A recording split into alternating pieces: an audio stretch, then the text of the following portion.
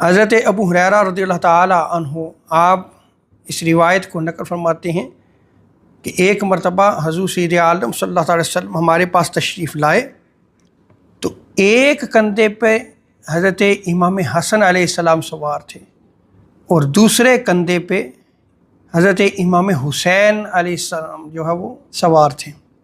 اور حضور سید عالم صلی اللہ علیہ وسلم صحابہ کی مجلس میں جا رہے ہیں، دونوں شہزادوں کو کندھوں پہ سوار کیا ہوا ہے، اللہ اکبر، اور صحابہ یہ نظارہ بھی کر رہے ہیں کہ حسنین کریمین سے کس قدر حضور سید عالم صلی اللہ علیہ وسلم محبت فرما رہے ہیں۔ اور حضور سید عالم صلی اللہ علیہ وسلم نے نہ صرف اپنے کندھوں پہ سواری دی ہوئی تھی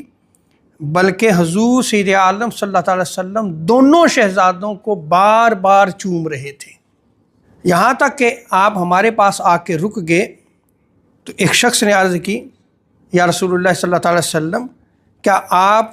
ان سے محبت کرتے ہیں؟ محبتوں کا نظارہ تو کر رہے تھے، پھر پوچھ بھی لیا، یا رسول اللہ کیا آپ ان سے محبت کرتے ہیں؟ تو حضور سید عالم صلی اللہ علیہ وسلم نے ارشاد فرمایا، من احبہما فقد احبنی، سنو جو میرے ان دونوں شہزادوں سے محبت کرتا ہے، امام حسن علیہ السلام سے، امام حسین علیہ السلام سے محبت کرتا ہے، فقد احبنی، وہ مجھ سے محبت کرتا ہے۔ گویا حسنین کریمین کی محبت حضور کی محبت ہے، جو ان دونوں شہزادوں سے محبت کرتا ہے وہ حضور سے محبت کرتا ہے۔ اور آگے آقا علیہ الصلوۃ والسلام نے ارشاد فرمایا، وَمَنْ أَبْغَضَهُمَا فَقَدْ أَبْغَضَنِي،